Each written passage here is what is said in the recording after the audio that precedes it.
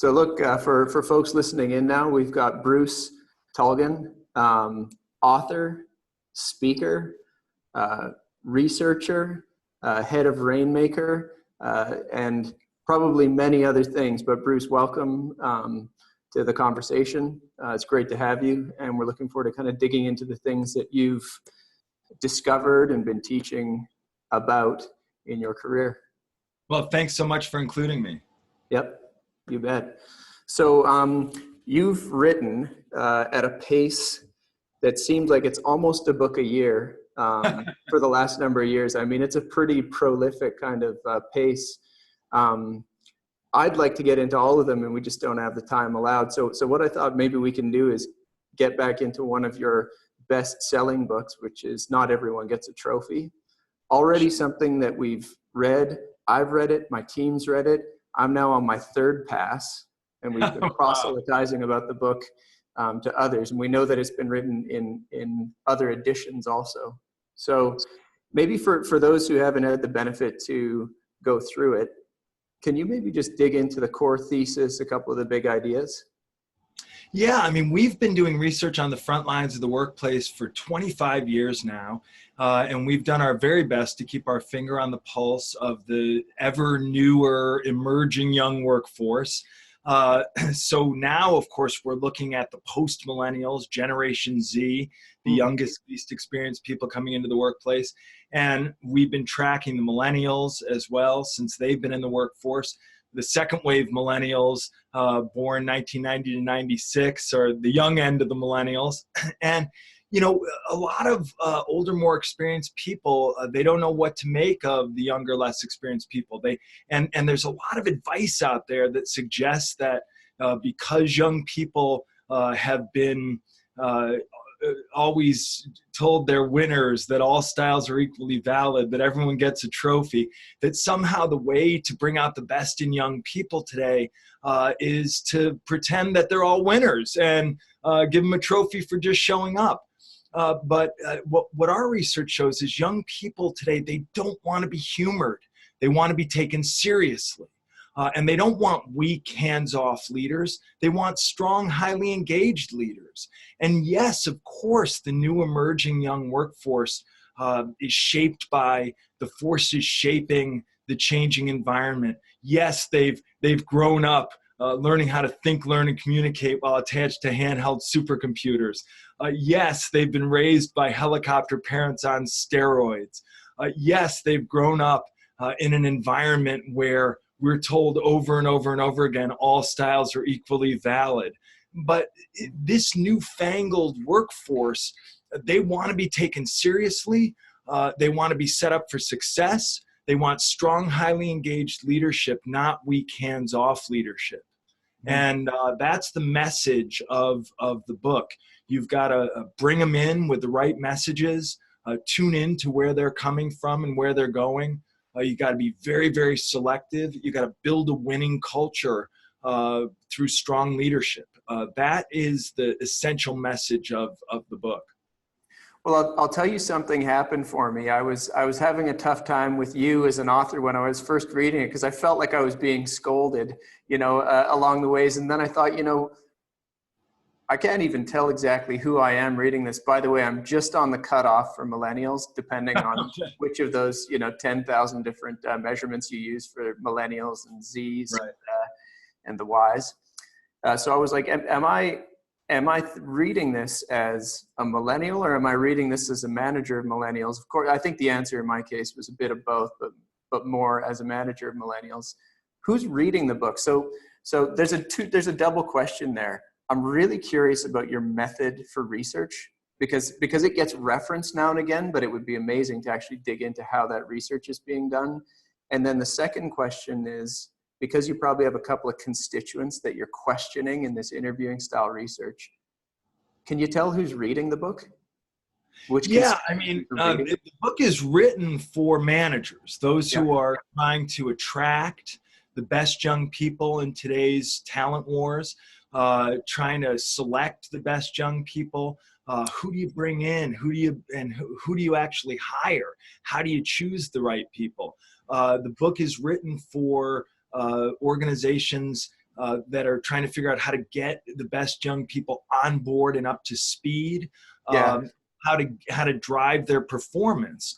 And our research method is simple. For 25 years, when we go into companies, we interview people, we do focus groups, we do surveys, and all of our work is based on what is now 25 years of surveys and interviews and focus groups.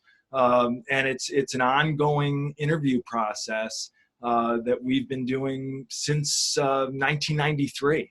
So get a little nerdy with me for a second. Say like the surveys. Have you been able to ask the same cohort the same kinds of questions over a period of time? What we do is we try to stick with people as long as they're willing to stick with us. So we try to keep people engaged in the conversation as long as we can. And in those cases, they're ongoing dialogues. But a lot of the interviews are very informal in nature. They take on an email dialogue structure, the ones that are ongoing. We check in with people over and over again over time. Sometimes we go back to an organization, and that way we get a chance to interview the same people again. In some organizations, we do surveys year after year. So there's longitudinal alignment there. Yeah. And, depending on the purpose of our focus groups and interviews, usually we're going in to do focus groups and interviews for hire, for our clients. And then we use that data also for our ongoing benchmark database. Yeah. So I know, and this is probably worthwhile for our community here to understand. There's a number of different dimensions on which you may be working with companies. So obviously research is one. People can pick up and read the book, get inspired, just start trying to apply this stuff at work without the benefit of your coaching and help. But you also give talks, and you also have Rainmaker. Can you just kind of like triangulate all of those different components together and how they all work? Yeah, Rainmaker Thinking is the company, and we do research for companies. We do organizational climate studies. We do that sort of organizational research. And that's a mainstay of our business. And based on that research, we do consulting for organizations. But our main business is management training. We go in and train leaders. And, my book, It's Okay to Be the Boss, is also the basis of our best-selling training program. It's high structure, high substance communication from leaders and managers to their direct reports. And a lot of what we do is teach leaders and managers to get over their false empowerment thinking, that somehow the way to empower people is to leave them alone. We try to help them get over their false fairness thinking, that somehow the way to be fair is to treat everybody exactly the same. We try to help them get over their false nice guy syndrome, that somehow if they're strong and highly engaged, people won't like them. We try to help them get over their fear of confrontation and help them understand that regular, ongoing, structured guidance, direction, and support is the way to avoid difficult conversations at work. There's way too much talk about fierce conversations and not enough talk about regular, structured conversations. What most people today are telling us is that they're under so much pressure at work that they're expected to do more and more and more.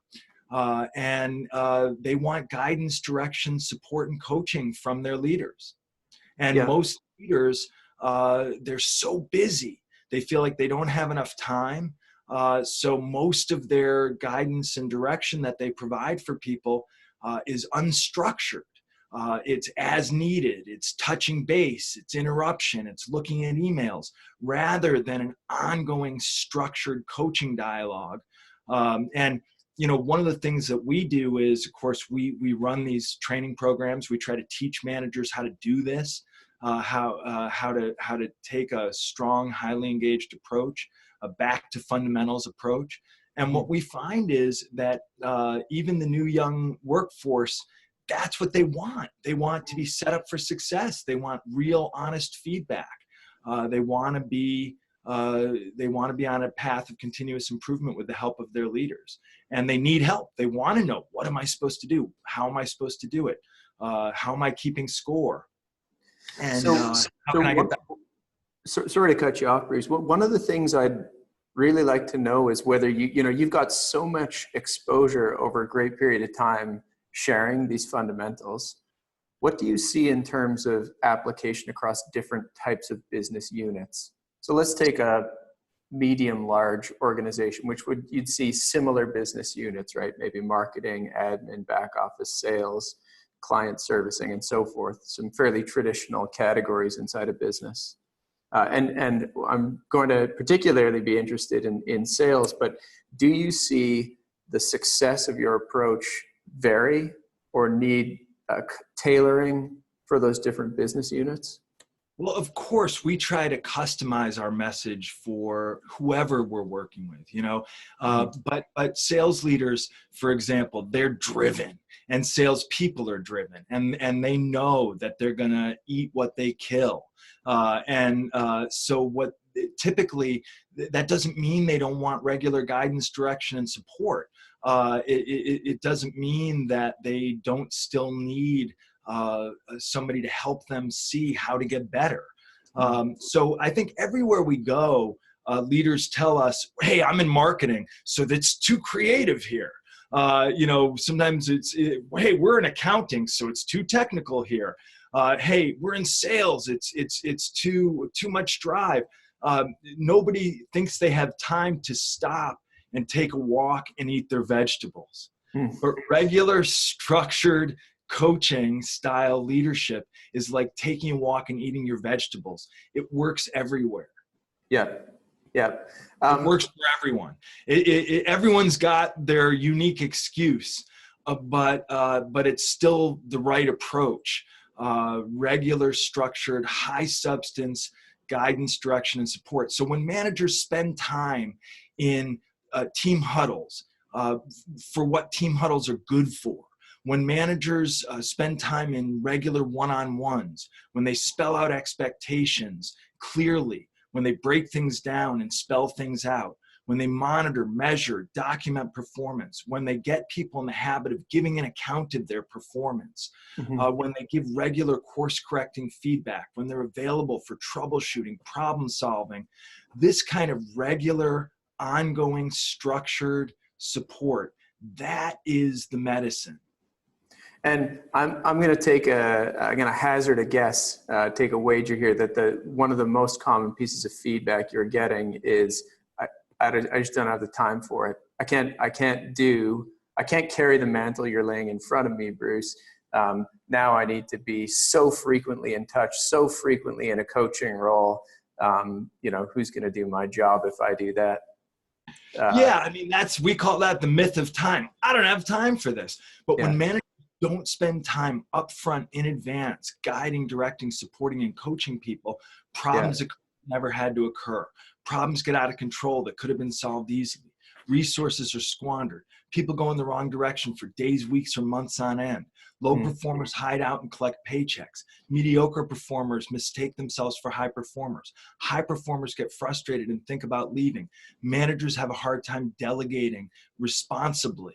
So we tell managers, you think you don't have time, but you don't have time not to do this, because if you don't spend time up front guiding, directing, supporting, and coaching, then you spend all your management time in firefighting mode. And then by the time you put out the fire and get back to your job, then you really don't have time to manage. Right. So, it's a vicious cycle of hands-off management leads to firefighting. This is what we call undermanagement, and undermanagement is an epidemic.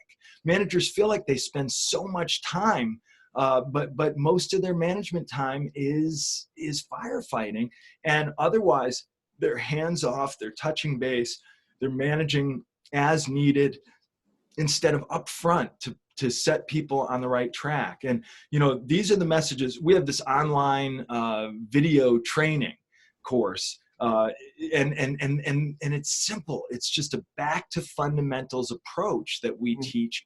And we find when managers get back to fundamentals, everything gets better. I think I may have seen that on your website. When we're done here, can you have somebody in the team send the link to that video course through? because we'll make sure we Sure, add it in the absolutely. file. Yeah, Absolutely. I think some people would be interested to take a cruise through it. Yeah.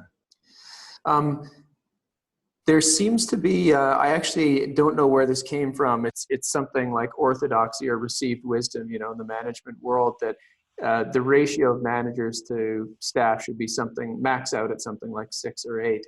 Um, you have a very distinct approach. You're at the front line a lot, coaching the manager and junior combinations. Do you have a view on something like that? You know, with the methods that you teach, do you need to see a smaller ratio or a larger one, or do you think about that?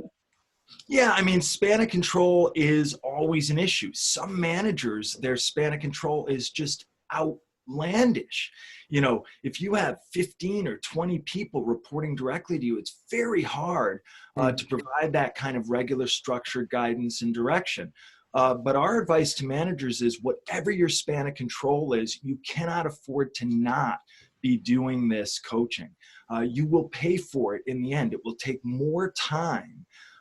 You will pay. It's like if you don't take a walk and eat your vegetables, you're going to have a heart attack.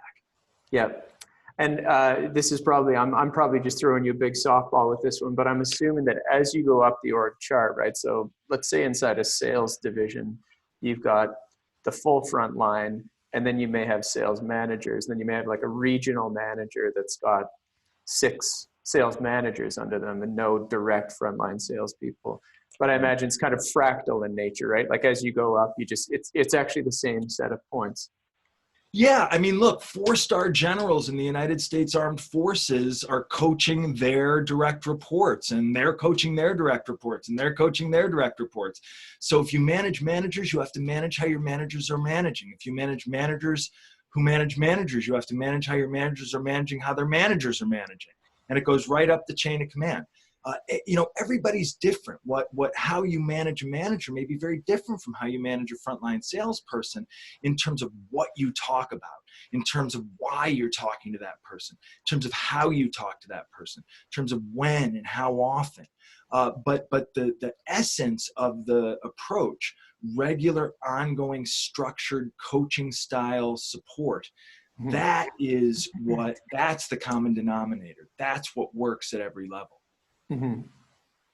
Okay, there's of all the different, you know, questions that me and the team were thinking of, you know, like I say, we'd like to have you here for 3 days so we could just ask all the questions that come up. But this is probably the one that stuck for me the most. I couldn't square it, and I think you probably can. In fact, I'm certain you can because you took there's a pass at it in the book, which is loyalty. So loyalty is a very interesting trade, I think, that happens not just in the near and medium term, but in the long run between, say, a Gen Z and their manager, or a Gen Y and their manager. And I found like the answer of saying, well, you manage for loyalty and you manage for longevity and retention one day at a time didn't quite square for me with my gut sense of what I think of as loyalty. Loyalty in the business context, I sort of feel like is, well, you're there to weather the storms. Like the bad days are coming. That really terrible performance month is coming. And that just bad season where everybody's kind of in a terrible mood in the unit is coming. And the question that I was having, I think, in the back of my mind and then in the front of my mind is, how does this approach, the approach that you suggest for millennials, which I understand totally makes sense for them in near-term transactions, how can you convert that into something like, look, I'm going to stick with you even through the bad quarter? Well, of course, everybody's worried that loyalty is dead, right? And everybody wants people to make a longer term commitment. And, you know, you invest and invest and invest. You try to provide people with as much as you can in terms of support when you have those resources and when things are going well. And of course, you hope people will stick with you when things are tough. But the reality is that if you want to know how young people are thinking, and increasingly people of all ages, it's short-term and transactional. Now, that is how people are thinking. That doesn't mean you can't turn them into long-term employees. I'm not saying that you don't want them to be long-term. I'm just saying the way to make them more likely to stay is one day at a time. And you know, it's sort of like the loyalty you get when you're selling. If your customers, are you loyal to your customers? Of course. What if they stop paying you? If they stop paying you, do you keep delivering services and products? No. Is that because you're disloyal? No, it's because that's the deal. So I do think that there's still interpersonal loyalty. You can still build loyalties between and among individuals. And those loyalties may outlast the relationship that either of you or both of you have with a particular organization. But people no longer look to institutions and employers as anchors of their success and security for the long term. They want to know, what do you want from me today, tomorrow, this week, this month? What do you have to offer me today, tomorrow, this week, this month? If you plug into that, and if you take care of people one day at a time, that's how you make it, the longer term, more likely. I'm not saying this is good. I'm just saying this is how it is. That's like my quote for this conversation, because that's what I meant when I said, and I was only being kind of cheeky when I said I felt like I was being scolded in your book. I realized partway through it's not kind of an advocacy pitch. You're not stumping for some kind of an ideology. It's a description about literally what's coming out of your research. Yeah, this is the attitudes that we're seeing. These are the attitudes we're seeing. And the question is, what are the best practices to optimize human capital, given that this is the state of the workforce and this is the state of the workplace? Yeah. Okay, so within sales, there's a trope, and it's a trope that exists for a good reason, which is just that the 103 cold calls you got to make before you can get to your second sale of the day, and you just got to slog it out, particularly when you're new at the game, and then you get better and you get more efficient and so on. And I just sort of feel like that trope within the sales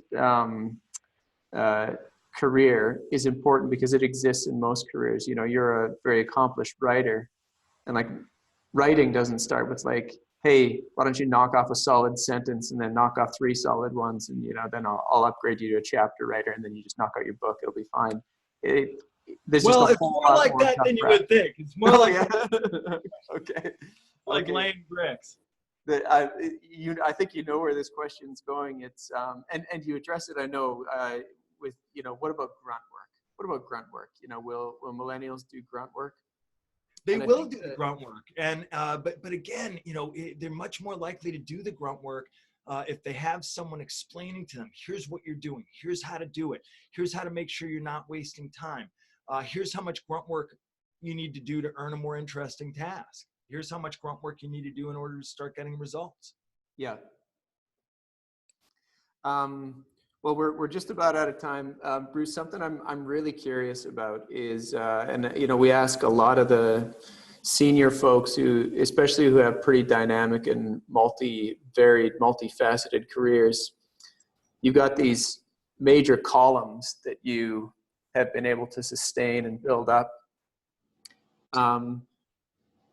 Do you have some interesting hobbies and things that you're doing on the side? I mean, have you got model trains down in the basement, or are you a fly fisherman? What model trains do when he's got time? No model trains. My passion, I guess, is Okinawan karate, and I've been practicing Uechi-ryu karate since I was 7 years old. Yeah. And that's still my passion. I have a dojo in the same building as the office, and my lifelong teacher since I was 7 years old lives with us, and his grandson and his grandson's dog. And we have a small dedicated group of martial artists, and we practice karate together. Wow, how great. And have you spent time in Okinawa? I have, with my teacher's teacher. And so the last time I went was in 2015, and I tested for the master level, Renshi. 6th degree black belt in our style is master level, and it comes with a master title called Renshi, which is the lowest level master. It's like the first level of master. Yeah, not quite 4-star general yet. Well, it's you know, I've been practicing now for going on 45 years, so I'm starting to get the hang of it. That's incredible. Well, obviously a lot of native talent and skill, plus some incredible discipline. Bruce, do you come to Asia? You know, our practice is almost entirely based in Southeast Asia and a little bit in some further reaches in Asia. Do you spend time here? Do you come and see customers here? I've been to Kuala Lumpur and did some programs there. That was a little while back, but you know, probably. I mean, of course, I'll go anywhere I'm invited, but probably the best thing we can offer to you and your clients is our online video training, and maybe we can partner in offering that to your clients. Okay. Well, great. Then just as a last word, maybe you can just kind of give a plug. How can people find you? How can they direct themselves to your written material and your website and your work at Rainmaker? Yeah, probably the best way is go to our website, rainmakerthinking.com, and that's the best place to find me. So much more to learn from you, Bruce. I'm afraid that's it for this particular chapter, but thanks a lot. Hey, thank you so much for including me. I hope we'll get to work together. Okay. Take care. Have a great day. Bye. Thanks, you too.